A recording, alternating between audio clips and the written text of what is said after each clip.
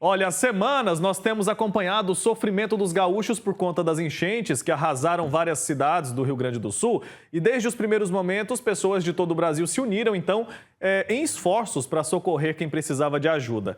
Muitas vezes, essas pessoas também se abalam e necessitam de um apoio físico e emocional para continuar. Eu vou conversar sobre esse assunto agora ao vivo com a psicóloga e conselheira do Conselho de Psicologia do Rio Grande do Sul, a Luciana Fossi. Ela está conectada aqui com a gente. Doutora, bom dia, bem-vinda. Bom dia, obrigada pelo convite. Eu que te agradeço pela presença aqui. Imagino que tenha muito trabalho por aí. Eu queria começar entendendo o seguinte: qual que é a importância de cuidar da saúde mental e emocional de quem está ali convivendo e ajudando nessa tragédia? Bom, Wilker, a gente tem uma tragédia ainda em curso, né? Agora há pouco vocês colocavam imagens de Porto Alegre. Nós ainda temos bairros que estão completamente debaixo d'água, né? Então, essa questão da rede de solidariedade, do voluntariado, ela vai precisar permanecer a médio e longo prazo. O que a gente teve ali naqueles dias iniciais, né? Onde realmente todas as atividades produtivas foram suspensas e tivemos um momento muito assustador, né, das águas chegando e subindo em grande velocidade e das pessoas voluntárias, então, trabalhando de forma contínua, praticamente, com poucos períodos de descanso, com pouca alimentação, pois era uma situação inicial muito desesperadora.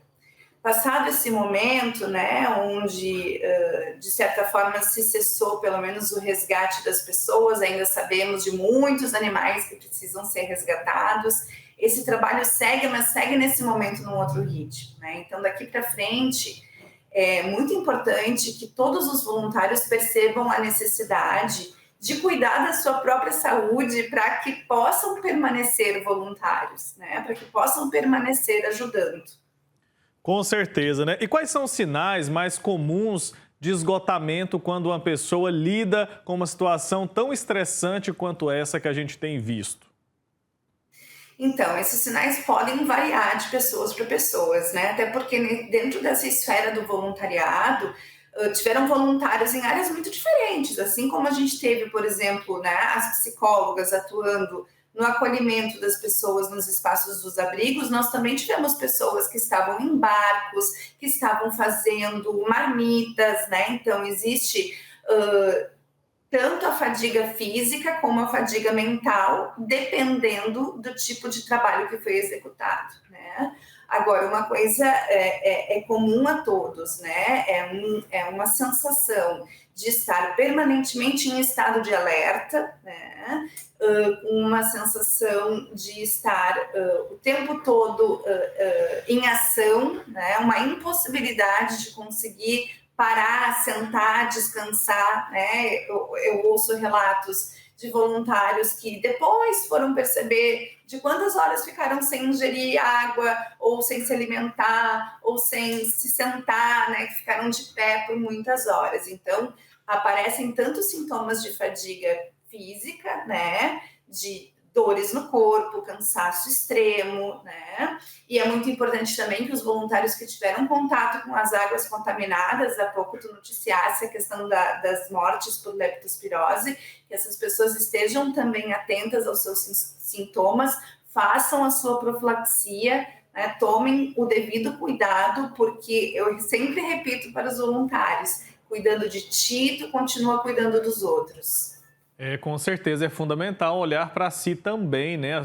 A pessoa está ali muitas vezes carregada desse desejo, desse sentimento de ajudar o próximo, que acaba esquecendo de si mesmo, mas se a pessoa não estiver bem, ela não vai conseguir colaborar de forma alguma. E a gente sabe que as cenas, elas são pesadas, elas podem abalar de forma muito intensa o psicológico de várias pessoas.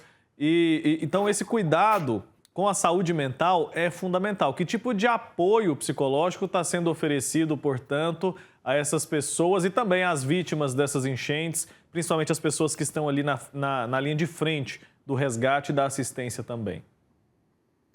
Bom, Wilker, isso depende muito do território, muito da cidade. É muito difícil falar, né, de uma única ação, porque 90% do território estadual foi atingido, né? Então, não existe, né, nesse momento, exatamente uma única diretriz de organização desse trabalho, de município para município, isso tem variado bastante, né?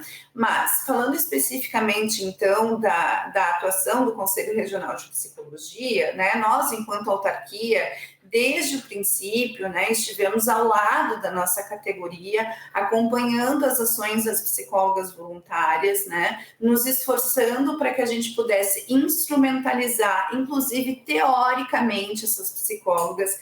O trabalho em situação de calamidade da psicologia não é o mesmo trabalho que se faz no cotidiano, né? Existem orientações muito específicas para essas situações e é com isso que a gente tem, então, trabalhado junto à categoria, fornecendo webinários, né?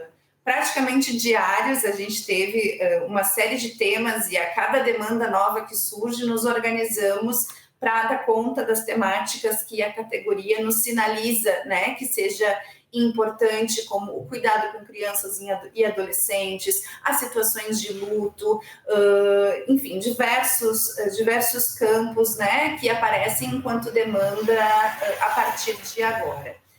Assim como o Conselho Regional de Psicologia também organizou rodas de orientação para essas psicólogas voluntárias, justamente no sentido da gente ter ofertar um suporte próximo às pessoas voluntárias que estão em loco, que estão nos abrigos, que, enfim, tentam executar essa tarefa da atenção psicológica em situação de calamidade.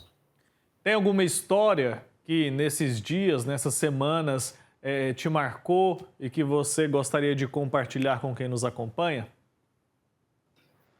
Muitas histórias, mas uma especialmente, assim, né, me comoveu muito, que é de um jovem que está abrigado aqui no município de Dois Irmãos, de onde eu falo, e que é do bairro Campina, de São Leopoldo, né, um jovem de 20 anos de idade, que estima ter trabalhado cerca de 40 horas consecutivas no resgate de pessoas, em parceria com soldados do Exército de Santa Catarina, né? Porque o que ele relatou é que os soldados desconheciam o território, né? E precisavam da ajuda das pessoas locais para chegar em pontos que, bom, na noite, com chuva, tudo inundado, perde-se completamente os pontos de referência, mas quem mora naquela localidade sabe, mesmo debaixo d'água, né, aonde é cada ponto da cidade. Esse rapaz trouxe um relato, assim,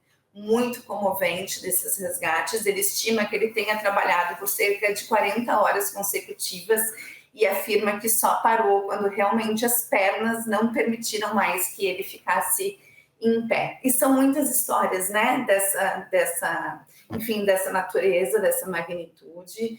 Então, histórias que nos comovem e que também nos enchem de esperança para continuar lutando. Depois de salvar as pessoas, a gente precisa continuar, entre aspas, né, salvando as pessoas, porque a gente precisa reconstruir histórias de vida, a gente precisa reconstruir as histórias emocionais e psíquicas de vida dessas pessoas. Perfeito. A gente vê o tanto que realmente, né, não é um clichê apenas dizer que o povo brasileiro é um povo muito solidário. Num momento de crise como esse é que a gente percebe que essa união de fato existe. A gente é brasileiro, não tem um povo que é mais brasileiro que o outro.